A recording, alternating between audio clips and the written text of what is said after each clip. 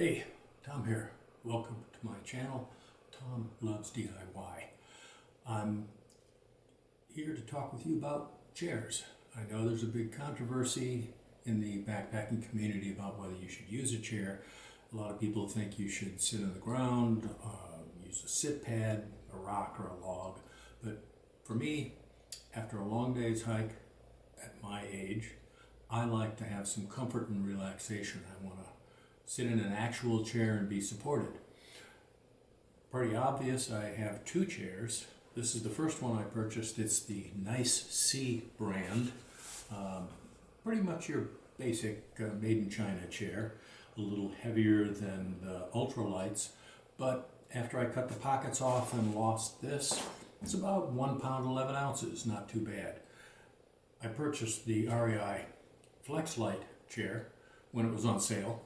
It weighs 16 ounces, 1 pound, but you can see that it's physically a little smaller and it sits lower and it's not as comfortable as this chair, but it does the job. You do 12 or 15 miles on the trail and you'll be happy to have one of those. So one of the problems with these chairs is they tend to sink into the ground. These feet are pretty small and the pounds per square inch pushes it right in. And in fact, I was on a hike with a couple of buddies and the back legs sunk in and I went over. They thought it was hilarious, of course. So I thought, there's got to be a way to fix this. And I looked online and you can buy, they call them sand pads, some other names, like from Trekology, about 15 bucks, and they fit on the bottom. Kind of similar to this cloth pad I made.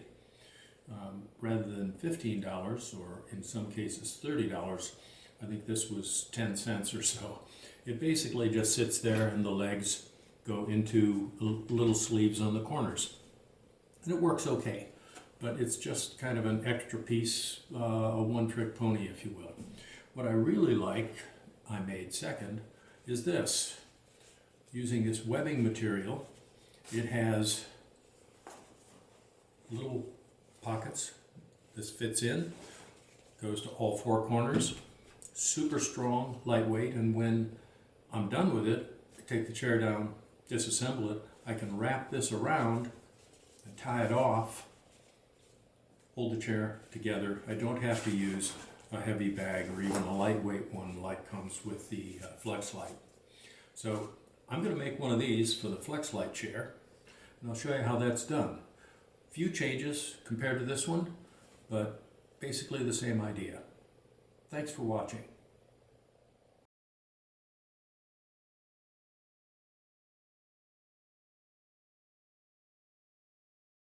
I think, based on my good success using this Loctite glue on this kind of fabric, that I'm just going to glue it up this time.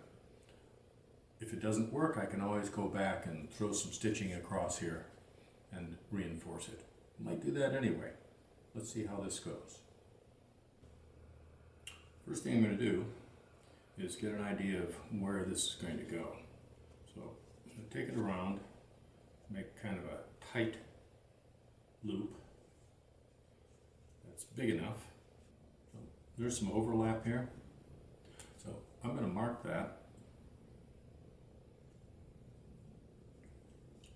And I'll cut this off and melt the edges again, because I don't really want this sticking out. It doesn't do any good and it might snag on something. I want this to have a nice clean edge right here. So get my scissors, cut just inside that line. That worked pretty well. And then this, real light, quick melt along the edge. Careful not to set it on fire.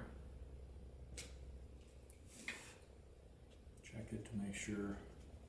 I need a little bit more. This is a pretty thick material, so it takes a fair amount of heat to melt that down. There we go. That looks good. Yep. You get a kind of a stiff, hard edge on it, you know you're there. So now, when I wrap this around,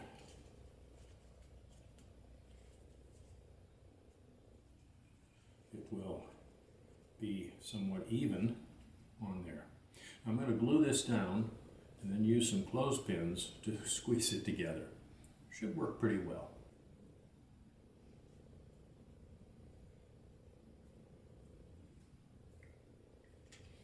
I've also marked where this comes across, and that's where I'm going to put the adhesive. So here we go. Let's see how this works out.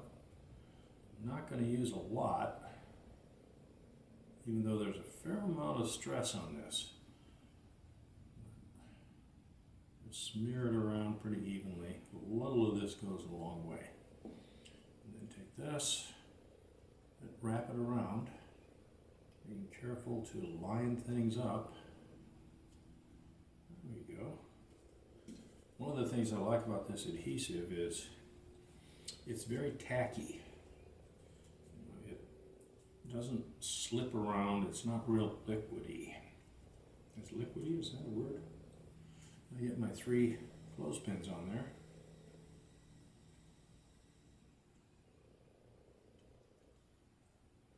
Okay, that looks pretty good. I think that will stay in place until that sets up. I'm going to give it a couple hours, and I'll do the same thing on the others. I'll do one more, but I won't do the other end until I've got this dry and I can custom fit it to the bottom of the chair so that the legs line up properly. We've got one end of each strap glued up, nice loop there, really strong. I'm so impressed with this Loctite glue. So now we need to figure out where the second loop is. You could try measuring it, but I prefer to just put it on the chair or under the chair leg like this, loop it around, and making sure everything is in place. Get an idea where I need to trim this off. There, now that's pretty tight. Looks like a pretty good fit. So I'll just mark it off and then I can trim it and glue it up. Do that with both ends and be almost done. So I've trimmed them, sealed the ends with this little Bic liner, glued them up and clamped them. I also checked before this glue sets up to see if they're the same length, and it turns out they are. Could have probably just used the first one as a template for the second, but I wasn't sure if the legs would actually sit exactly the same.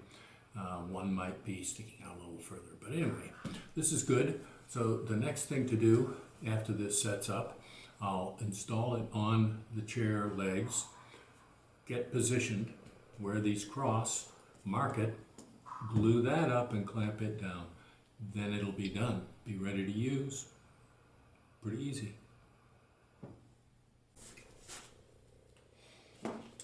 I finished the webbing. You can see the edges there, and it's glued up and it's super strong. And I of course glued this up, and that is held together really well. So this just goes on the bottom like so. You can fit that on all 4 corners.